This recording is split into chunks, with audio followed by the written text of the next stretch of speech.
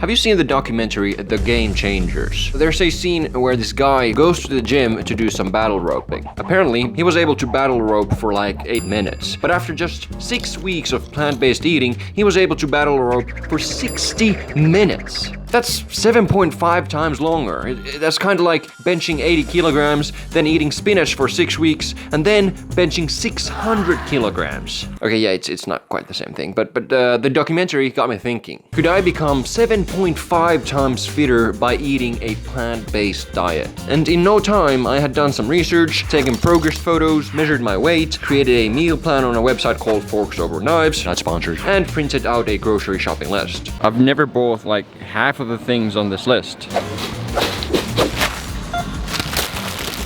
One of the first things I noticed about a whole food plant-based diet was that it can be rather expensive. The total for this first grocery shopping was a whopping 125 euros.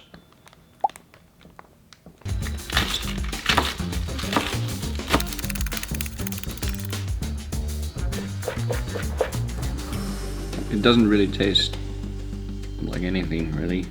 It might be because I didn't have half of the spices and oils. Yeah, I quickly discovered that it's quite hard to make plant-based food taste like much of anything, especially if you're like me and you have no idea how to cook. Yeah.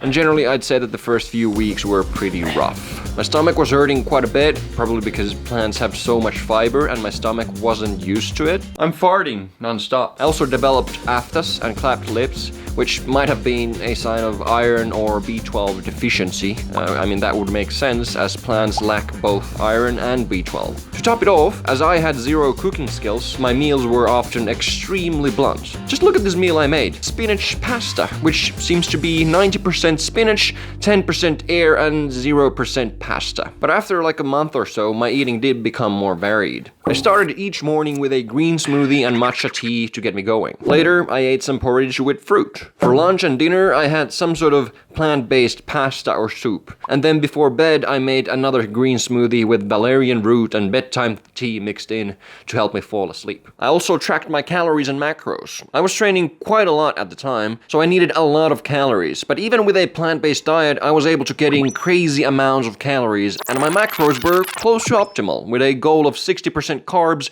20% fat, and 20% proteins. I did sometimes feel that my protein intake was a bit too low, so I used some plant-based protein powders to cover for that.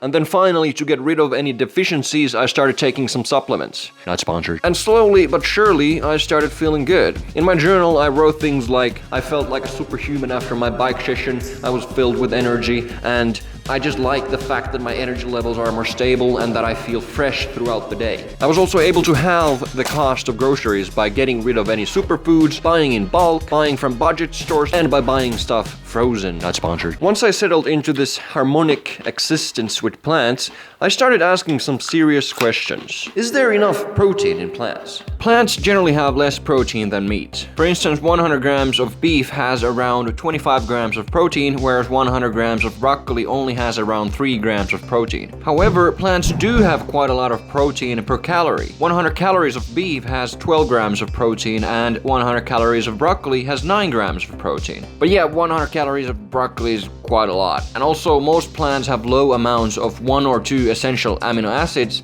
so if you want to be 100% plant-based, you need to eat a variety of plants to get all the amino acids your body needs. Can you tell the difference between plant-based meat and animal-based meat? Not sponsored. Yeah, this is totally bulletproof.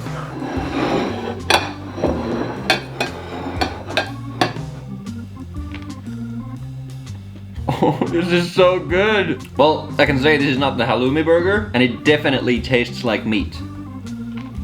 Oh, it is so good. It is a bit dry, I would say. Could that indicate that it's plant-based? Then this one.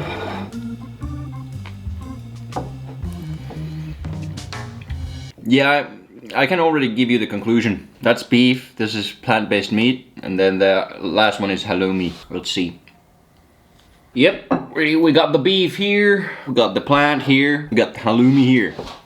Plant-based meat couldn't fool me just yet, but it's getting there. And this thing is really, really good.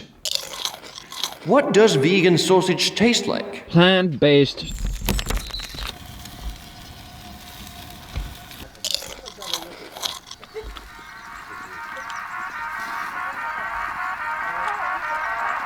What does meat taste like after not eating it for months? So it's been, I think, 3 months since I've eaten any meat. Time to taste some meat. Purely scientific. Oh my goodness.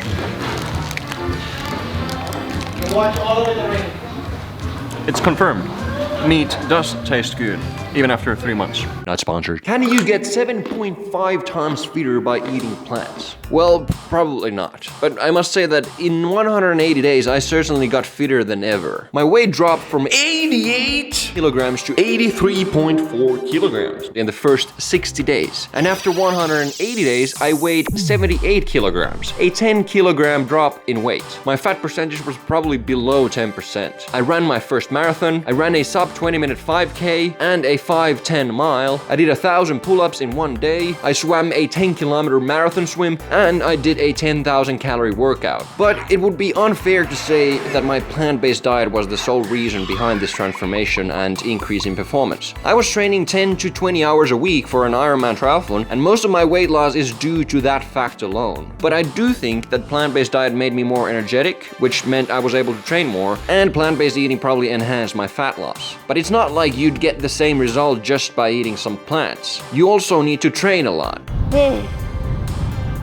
And here comes the great reveal. Even though plant-based eating did make me quite fit, I'm not plant-based anymore, and here's why. Among other books I read about nutrition, I read The Endurance Diet by Matt Fitzgerald. Not sponsored. Fitzgerald has followed thousands of elite endurance athletes and noticed that they all follow 5 principles in their nutrition. Eat everything, eat quality, eat carb-centered, eat enough, and eat individually. And now, other principles aside, why should you eat everything? Well, first of all, it's healthy. Each high-quality food type has distinct but limited nutrient profile that is complementary to the other types. For instance, vegetables contain more antioxidants than fruit, which contain more fiber than nuts, which contain more unsaturated fat than unprocessed meat, which contain more protein than whole grain, which contain more starch than dairy, which contain more probiotics than vegetables. Conversely, excluding some food types often leads to deficiencies. For instance, a plant-based diet can lead to iron deficiency, and a carnivore diet lacks essential antioxidants, vitamins, and fiber. Second, it's natural. Tens of thousands of years ago, a diverse diet offered greater security than a narrow diet. If you couldn't find eatable plants, you could have killed a deer for meat. Paleobiologists have proposed that this diversity in our diet was one of the reasons why we survived when others didn't, and that this actually made us dependent on dietary diversity. And finally, it's enjoyable. It's fun to enjoy various foods and flavors, even the low-quality ones from time to time. I mean, even if a plant-based diet would increase my performance a few percentage points, would it be worth sacrificing some amazing life experiences, like tasting rendang, a beefy dish claimed to be the world's most delicious food, or sharing a fondue with friends and family? My answer to that was that no, it's not worth restricting myself, especially as my performance might get even better if I eat all the food types. So I started eating like the book suggested. Each meal is given a quality score. You assign points to each serving of food you eat. You get points by eating high-quality foods like fruits, vegetables, and lean meats. You get minus points from low-quality foods like refined grains, sweets, and fried foods. The more servings you eat, the less points you get, and you can even get minus points from high-quality foods if you eat 5 or more servings, which just reflects the fact that even high-quality food can be bad when eaten in excess. The maximum daily score is 30, and the aim is to constantly get a score of 20 or above. This endurance diet just feels like a common-sense approach to eating. The emphasis is still on plant-based food, as you get most points from fruits and vegetables, but it also includes other food types, and it doesn't restrict you. You can even enjoy some low-quality foods every now and then. I have found that an easy way to create a diverse diet is to subscribe to a food delivery service. Not sponsored. Every week I get a box filled with healthy ingredients, and also they provide me with recipes for prepping my meals. It's simple yet efficient.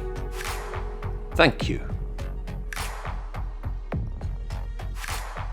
Oh yeah, and I only discussed the physiological side of plant-based eating in this video, but there is of course an ethical side to it. At present, livestock production takes over 80% of all the farmland, and an insane amount of water is needed to produce poor meat. So, that's another reason to emphasize plants in your diet.